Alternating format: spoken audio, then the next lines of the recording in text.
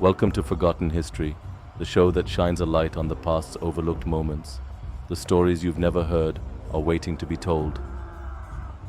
The art of the Vikings has its own curious inner logic and gets more fascinating the more you study it.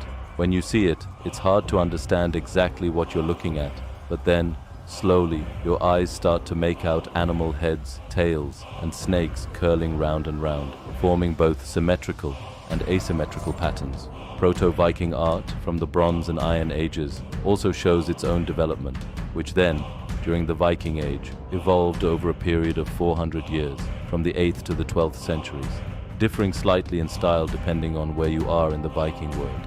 Viking art is truly the living link to an older European past, when these Germanic tribes intermingled with other groups and spread throughout Asia and the Middle East. This Proto-Viking art consists of the art from the early Germanic Iron Age, or the migration period, 400 to 550 AD, to the later Germanic Iron Age, 550 to 750 AD. A lot of our examples of Proto-Viking art come from the migration period, and this art had much in common with the art of the Scythians. These were horse herders from the eastern steppes, who had assimilated into the surrounding populations generations before the Viking Age had begun. The case can be made that the Western Scythians could be genetic and cultural ancestors of the Vikings. Viking art seems to be representative of their culture, strong and stoic, yet in touch with nature and the natural elements of the earth. The sophistication and delicacy of Viking art present a striking contrast with the stereotype of the rude and restless barbarian. Their art is emblematic of the highly ornate visual culture of the Northerners. Vikings loved elaborate decorations and abstract, intricate animal designs with multiple interlacing curves. The animals they depicted in their art include serpents, horses, wolves, birds, and unreal fantastic creatures. Viking art is relevant to the study of art history because of the design elements it has in common with Celtic, Germanic, and Anglo-Saxon art, as well as later Romanesque art. The Vikings were a race of barbarian, nomadic warriors, and therefore their art tends to be more functional and symbolic rather than contemplative or expressive. They decorated each object they used, which held meaning to them, including gravestones and art objects that they buried as part of their pagan religious system. Because the Vikings often moved from place to place, most northern art consists of wearable works of art such as decorated drinking horns, bulletproof vests, pagan icons, paddles, and a wide range of objects used in daily life.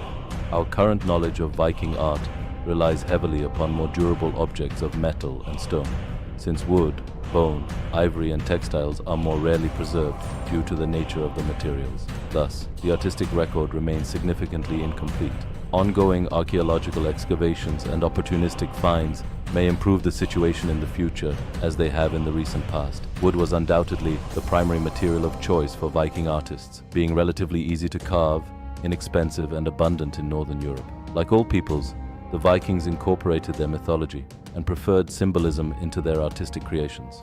They depicted scenes of battles with Viking warriors and symbolic creatures, similar to ancient Greece during the geometric period and somewhat still in the archaic period. Slowly, they converted to Christianity, the Danes first in the late 10th century, followed by the Norwegians and Swedes in the 11th. Christian themes began to intermingle with their art as new ideas filtered into the region, although many objects still served pagan intentions. Viking art is visually distinct from contemporaneous cultures and is wholly unique to the people to whom it belonged. As the Viking Age progressed, craftsmen varied their designs, and 6 distinct but overlapping art styles developed. Each style is named for an area where a decorated object was found. Important discoveries of Viking art have been made in Oseberg, Bore, Jelling, Mammen, Ringerike, and Unearth. These are the places each style was named after. Although the styles overlap chronologically and therefore can't be used for precise dating, they are useful for analyzing the content of a drawing. Although we often see the Vikings purely as barbarous pirates who raped and pillaged out of a thirst for violence, they, like all peoples, saw their conquests as a means of acquiring new territory. Expansion was necessary at this time because Scandinavia's population had increased, leading to overcrowded small farms. Discover even more forgotten tales weekly on our show, Forgotten History. Subscribe now and uncover history wherever you go. Another important factor in their spread was the breakup of Charlemagne's empire and political unrest in the British Isles during the 9th century, which left a political vacuum that the Vikings quickly exploited. Although they rarely missed an opportunity to raid a monastery or a city, the Vikings also had peaceful motives for travel. For example, the Swedes had fruitful exchanges with Eastern Europe and even Asia Minor, traveling up and down the Volga and Dnieper rivers, which explains the large quantities of Arab silver found in the reserves of eastern Sweden.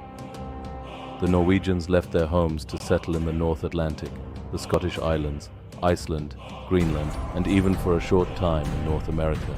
In the east, the Vikings spread to the heart of Russia, where they left their name, Russ, meaning red, after the red-haired Norsemen. They settled in Ireland, the Isle of Man, and the northwest of England. The merging of cultures in these regions had important artistic results, with Celtic, Near Eastern, and Mediterranean Christian art influencing the Vikings. Although the conquest of Normandy, modern-day France, did not have any noticeable artistic influence, Viking raids were responsible for the decline of monastic art in Ireland, especially illuminated manuscripts from which Irish art never fully recovered. The term Viking has been given multiple meanings over the ages, and a general understanding of its origins helps us understand them better. Viking has been used as both a noun and a verb in certain contexts. It is particularly defined as pirate and derives from the Old Norse word vikinga. The word vikingar is also derived from vik, meaning inlet or bay, and the suffix inga denotes someone who belongs to a place. Loosely, it can be interpreted as someone of the bay, reflecting the Vikings' maritime origins. The Viking Age began decisively around 793 AD with the violent invasion of the holy island of Lindisfarne in Northumberland, northeast England, and ended in 1066 AD with the Norman conquest of England. In 793, they pillaged and killed the inhabitants of the island, desecrating what was considered holy, without reverence for the Christian religion practiced throughout England. The Vikings were responsible for the destruction of manuscripts, Christian art objects, monasteries, and the monks who lived there. Their invasions completely disrupted the artistic life of the island. Soon, England was ruled by a Danish king, Canute, from 1016 to 1035. He was a devout Christian and earned the title Canute the Great. Stay tuned for parts 2 and 3 of this series, where I'll be discussing Viking religion, culture, and art. Forgotten, but never lost. Thank you for joining us on Forgotten History. Let's continue bringing the past to life together.